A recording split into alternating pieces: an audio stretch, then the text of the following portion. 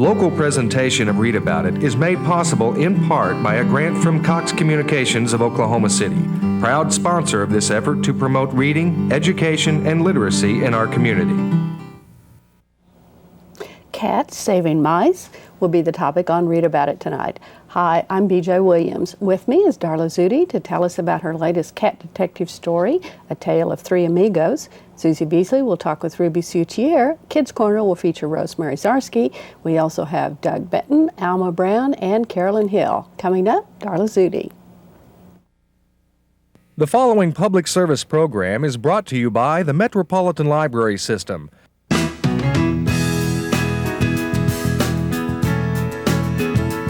And now, Read About It, with your host, BJ Williams.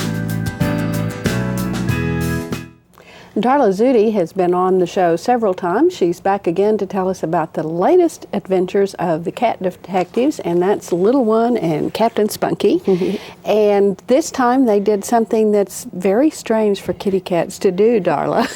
How did you think of that? Well, the three characters, the three amigos, are my mom and my sister and me. So we're the three amigos, and I don't actually know how I came up with the fact. I knew that I wanted to write a story about them, about us, and I knew I wanted to write it in Santa Fe, and it had to be part of the series. So, and the natural problem between cats and the antagonistic problem, I thought that would be really interesting. So that's why I got the two together. I think that's really what it was. Well, I wondered, I know they have saved a number of creatures, but you don't think of mice actually going, or cats actually going out of their way to help mice. I mean, even solving mysteries I could understand, but then Little One and Captain Spunky sort of put in the the extra effort there for yes, the three amigos.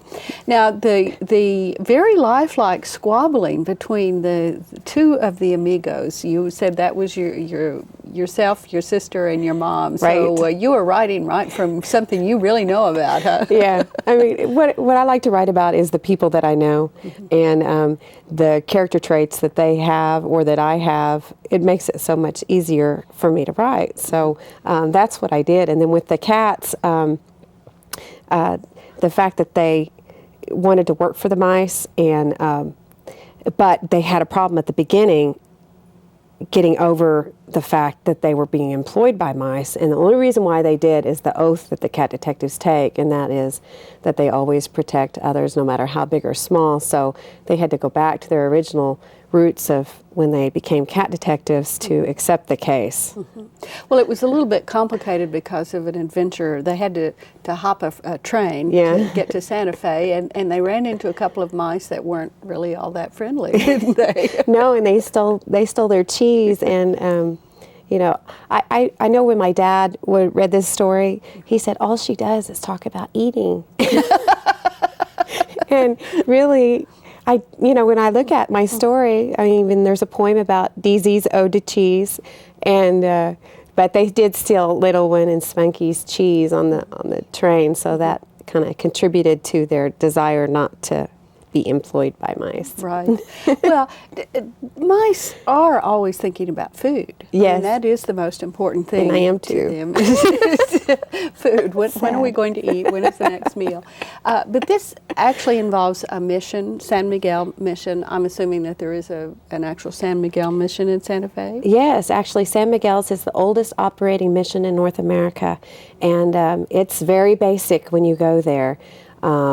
So I set it there. I like my stories to have, to teach kids about geography and history, and to give them interesting facts. And if you noticed in the story, there were several instances where just little facts were recited by DZ, the character of the mice. And Little One also threw a couple in. And I try to do that subtly so that the kids learn, but they don't realize they're learning.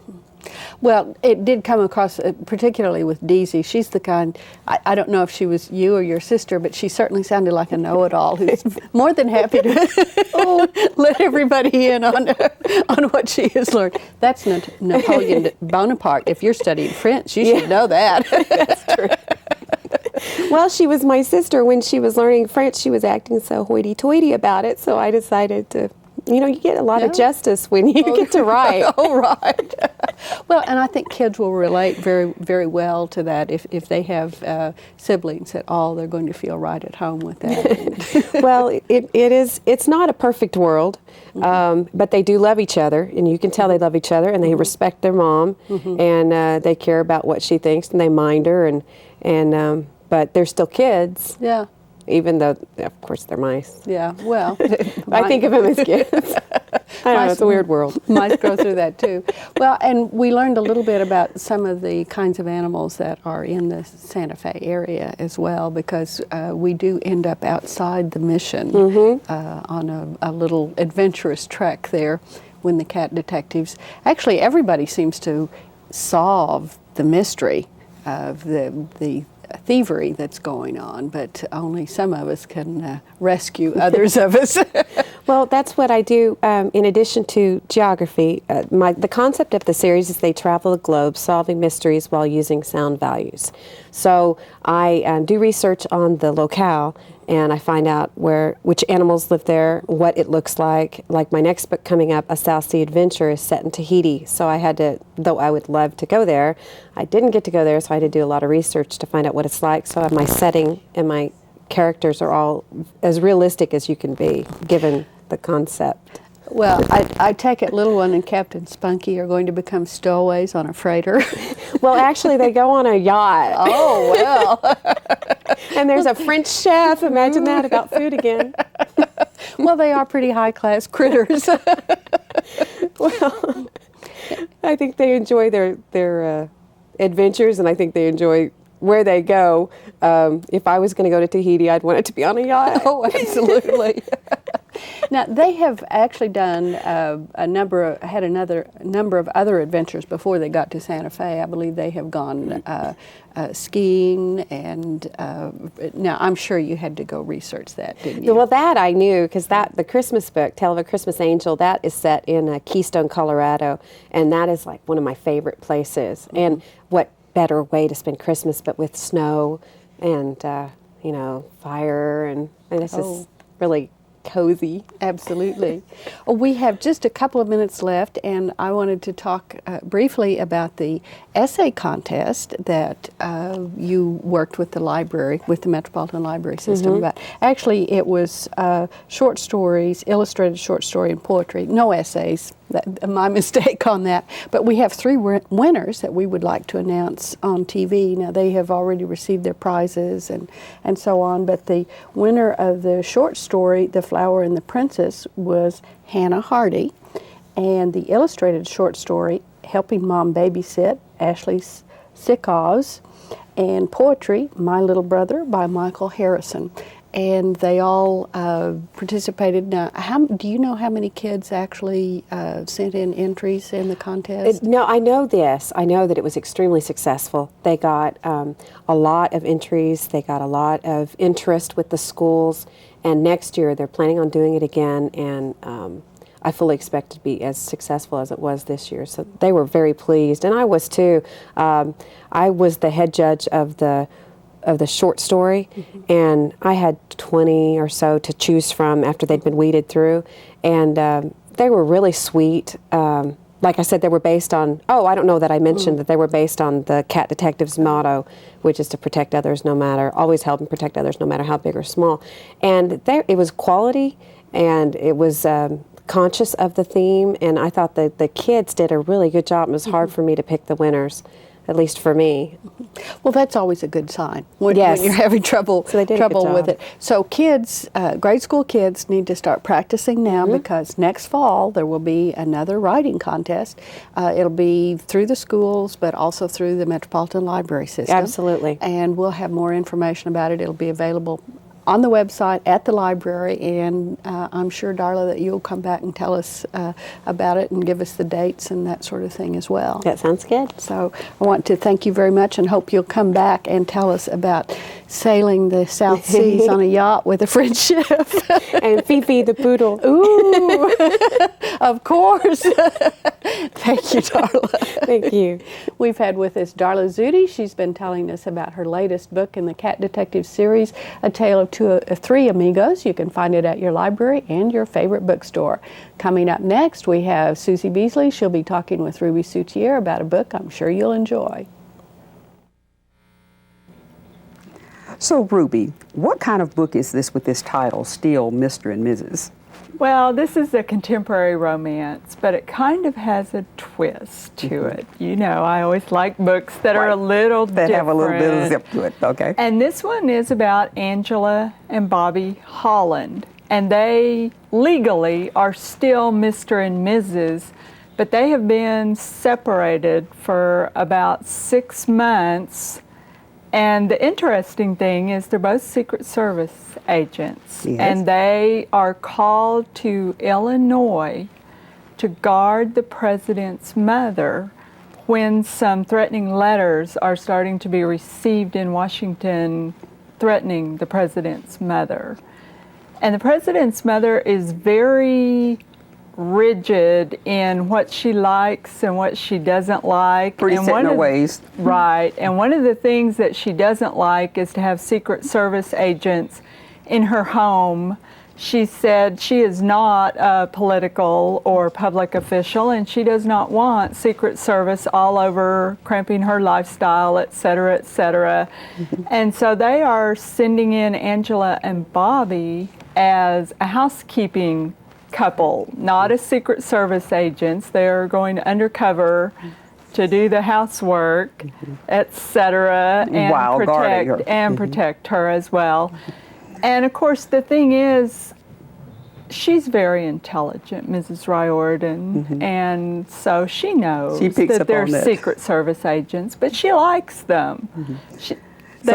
So what is your favorite part of this book, this Still Mr. and Mrs.? I think my favorite part of the book is whenever Bobby gets a heart tattoo on his arm to prove that he's still in love with Angela. He has a lot of trouble expressing any emotion, and so he can't just come out and say, I still love you, let's stay married. So he goes to this tattoo parlor that is run by a great big biker-looking man named Tiny, and he gets a little heart tattoo on his arm, and it's really pretty funny. The other thing that I found entertaining about this book is poor Angela trying to cook these meals and having them be dismal failures that nobody wants to eat. That's right.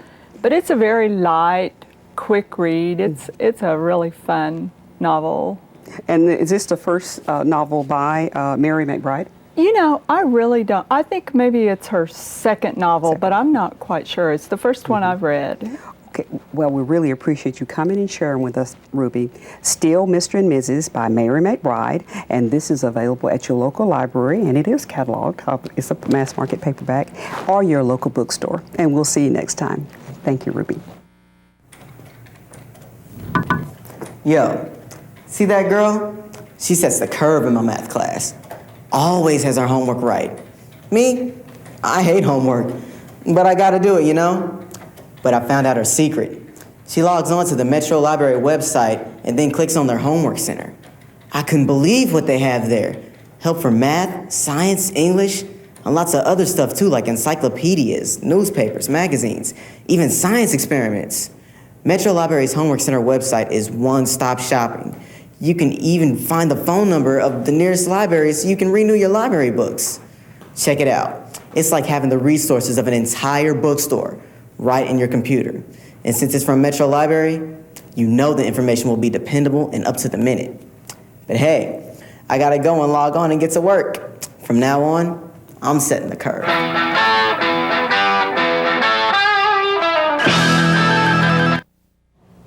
Doug Benton from the Library System and the Oklahoma Gazette is here with me, and I am going to amaze him and teach him something. Yes, Doug, something you know absolutely nothing about. And Now, how do you know I don't know anything about this? do you know which end of a sewing machine actually puts the needle into the cloth? No. Okay.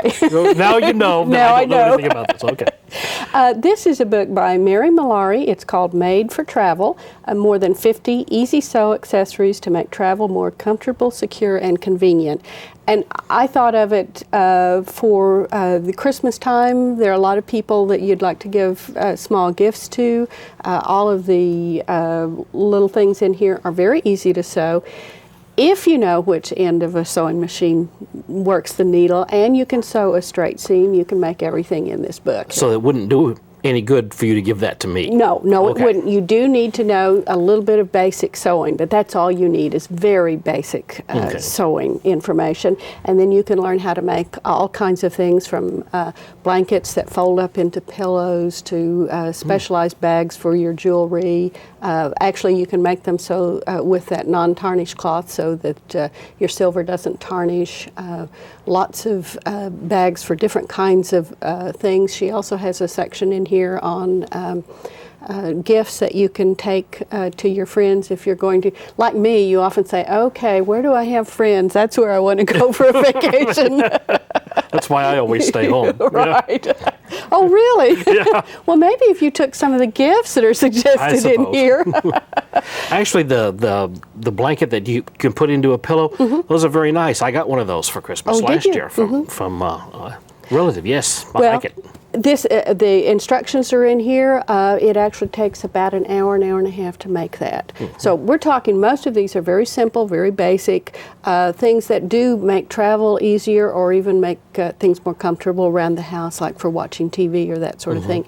So if you are looking for some quick gifts to give, or if you're planning a trip and would like, one of the things she has in here are some luggage tags that you make very big and out of very bright fabric. You know, everybody's luggage is either black or navy blue.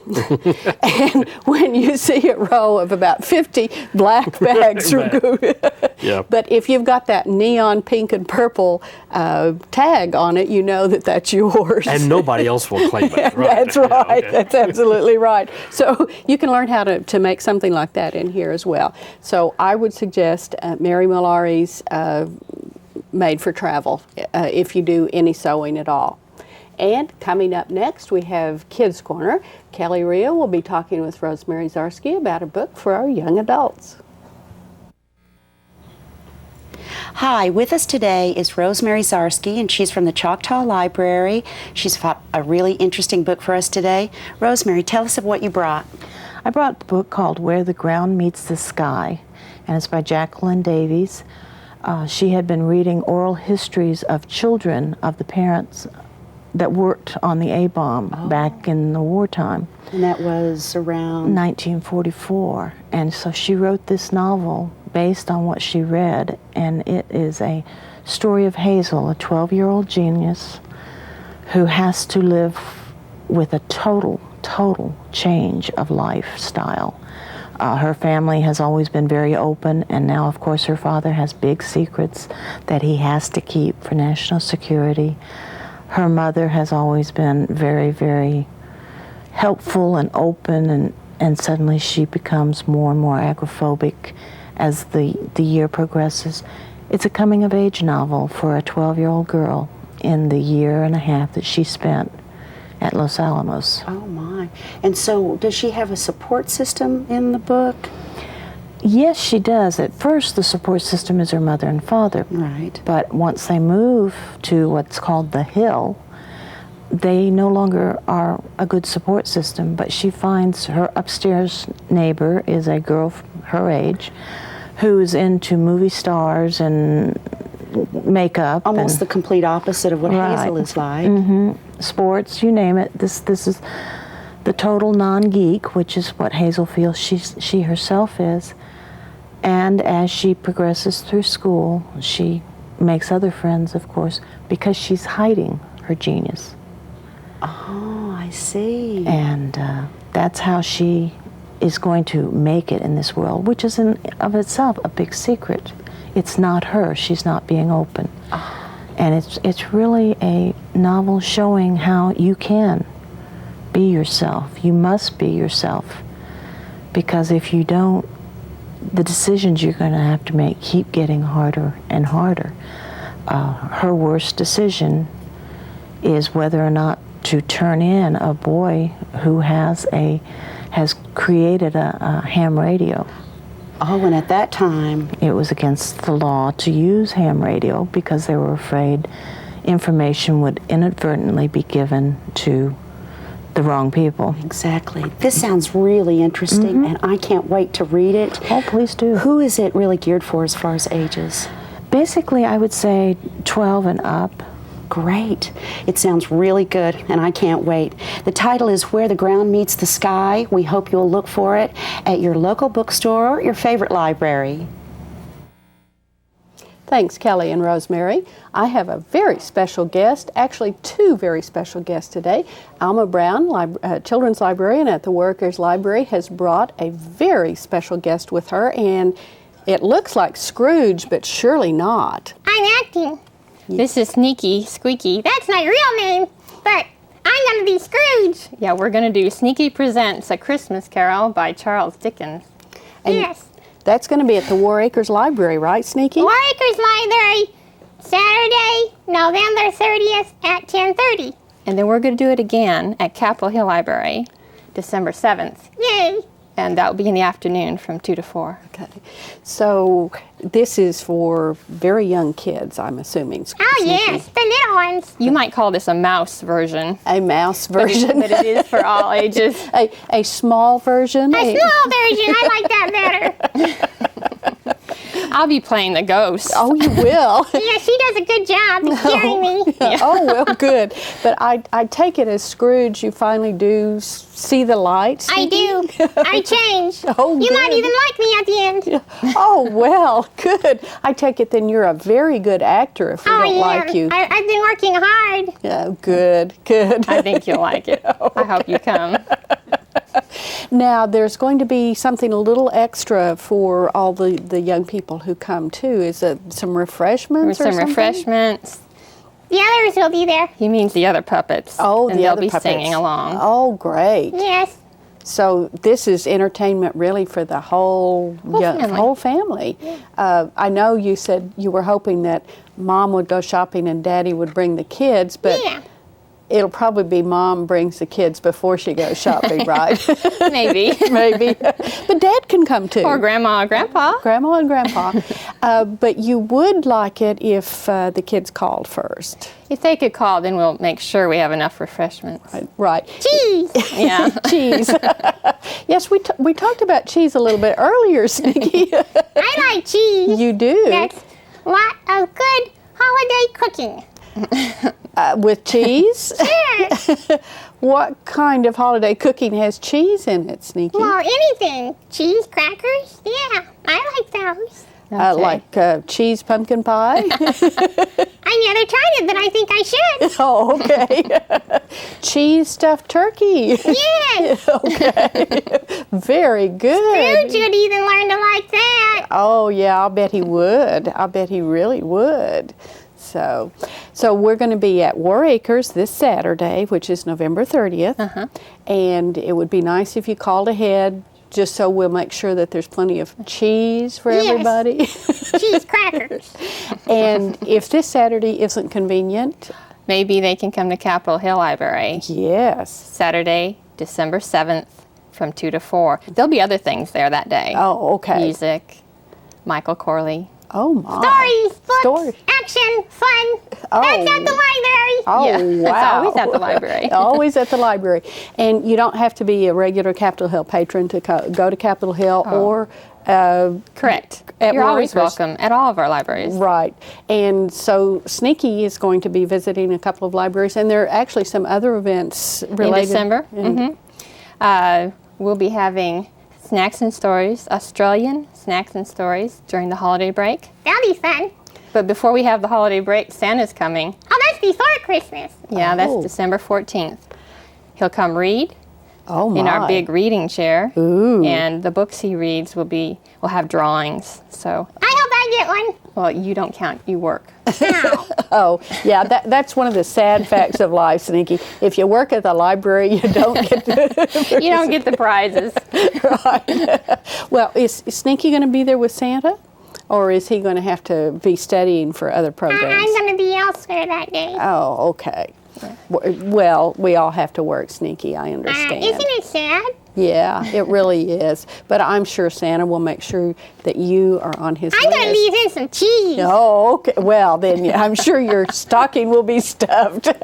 I hope so. So if people can't remember when, they can remember to check us out on the web. Right. www.metrolibrary.org.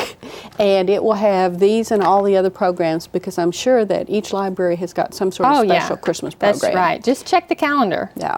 And we want to thank you very much, Sneaky Squeaky and Alma Brown, for being with us today. Thank you. Thank you. Bye, everyone.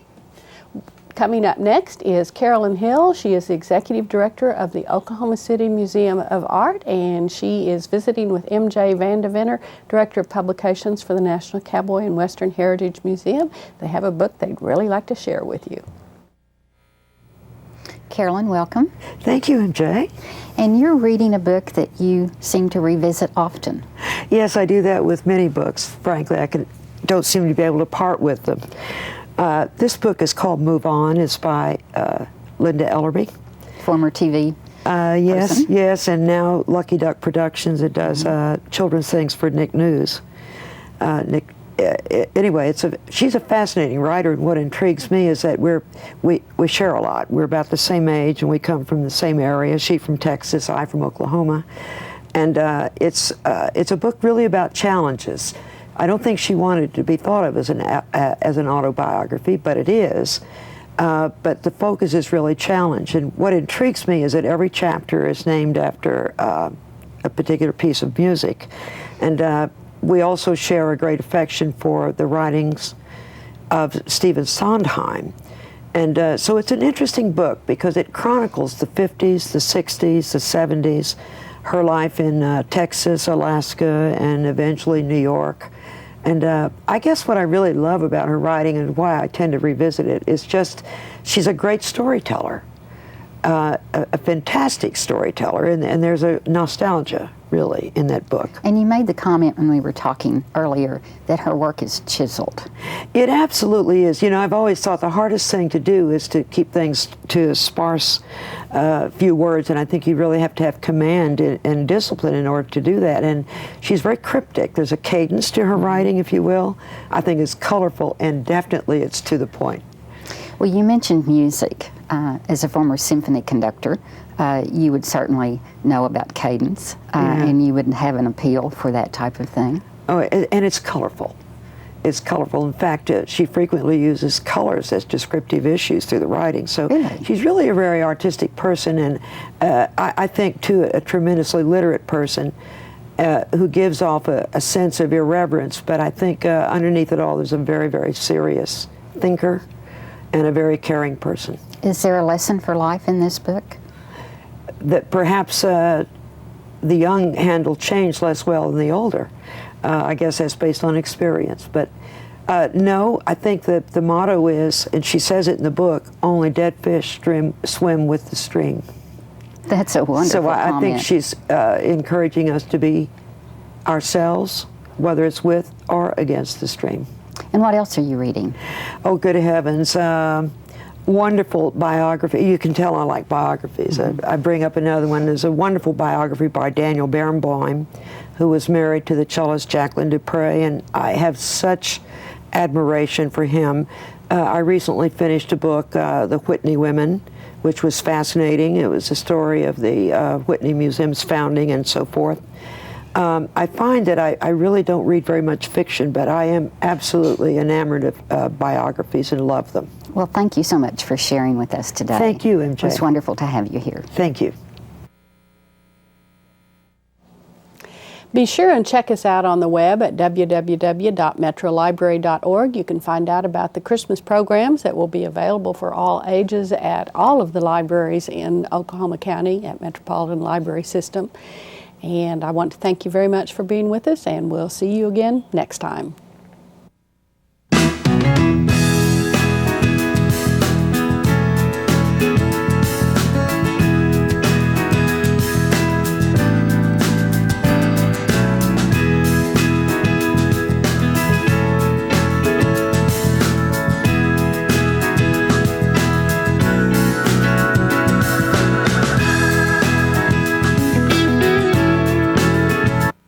Local presentation of Read About It is made possible in part by a grant from Cox Communications of Oklahoma City, proud sponsor of this effort to promote reading, education,